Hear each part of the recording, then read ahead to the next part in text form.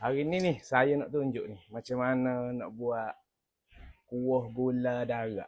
Kalau kita buat menu ayam kapau ni, ayam dia kita nak buat apa mana? Jom.